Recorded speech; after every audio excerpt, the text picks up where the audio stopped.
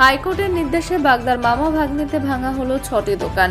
6টি পরিবারের কথা না ভেবে এই সিদ্ধান্তে ক্ষুব্ধ দোকান মালিকরা। উত্তর 24 পরগনার বাগদা থানার মামা ভাগ্নে বাজারে প্রবীণ কুমার খান নামে এক ব্যক্তির 6.5 শতক জায়গার সামনে পিডব্লিউডির উপর 6টি দোকান ছিল। 3রা নভেম্বর 2023 হাইকোর্টে মামলা করেছিলেন প্রবীণ কুমার খান। তার 6.5 শতক জায়গার সামনে পিডব্লিউডির জায়গায় 6টি দোকান উচ্ছেদের মামলা করেছিলেন। সেই মতো হাইকোর্ট 15 মে 2024 সালে তার পক্ষে রায় দিয়ে তার জায়গার সামনে পিডব্লিউডির উপরে থাকা দোকানগুলিকে উচ্ছেদের জন্য যথোপযুক্ত ব্যবস্থা নেওয়ার জন্য নির্দেশ দিয়েছিলেন। 6 জন দোকানদার মিলে হাইকোর্টে আবার 6 সেপ্টেম্বর 2024 পুনরায় হাইকোর্টে মামলা করে, কিন্তু হাইকোর্ট পুনরায় রায় বহাল রাখে।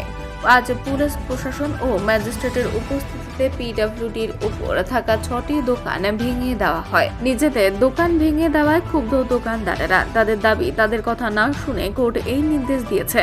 দোকানগুলি আগে থেকেই ছিল পিছনের জায়গার মালিক, পরবর্তীতে জায়গা কিনেছে। 6টি পরিবারের কথা না ভেবে এই রায় দেওয়া হয়েছে।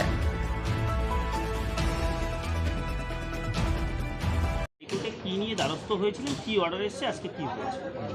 মূল বিষয় হচ্ছে এখানে আমার 6.5 শতক জমি। এই 6.5 শতক জমির সামনে টোটাল জায়গাটা ইনক্লোজমেন্ট হয়ে যায়। আমি হাইকোর্টে শরণাপন্ন হই, হাইকোর্ট আমার পক্ষেই রায় দেয়।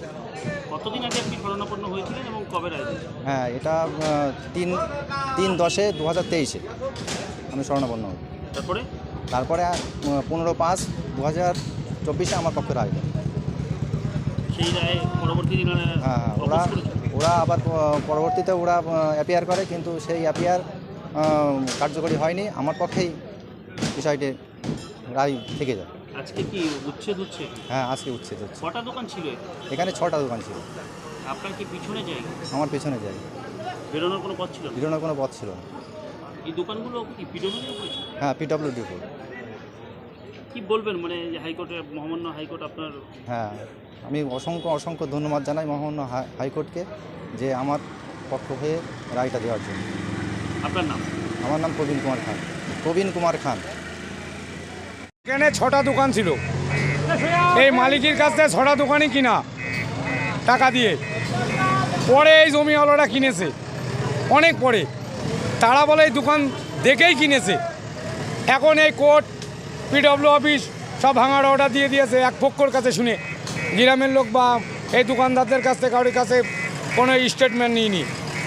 এই জমির মালিকের কাছ থেকে এই দোকানদাররা জমি কিনে নিয়ে এখানে দোকান করেছে, আর এই জমি পরে কিনেছে।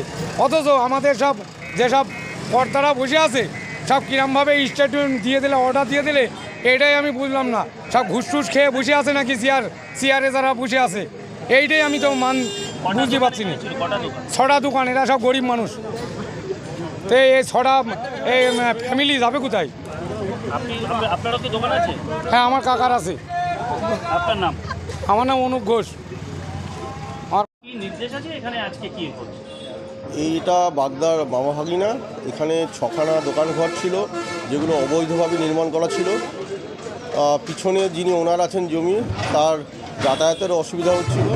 হাইকোর্টের নির্দেশে আজকে সেই ঘরগুলো ভাঙা চলছে। আমি বিডিও বাগদা, যেহেতু এসডিও ম্যাডামের কাছ থেকে এক্সিকিউটিভ ম্যাজিস্ট্রেটের অর্ডার পেয়েছি, তাই পুলিশ এখানে উপস্থিত আছে, আমিও আছি। আমাদের উপস্থিতিতেই এখানে ভাঙাগুলো চলছে। আপনার নাম? প্রসূন প্রামাণিক।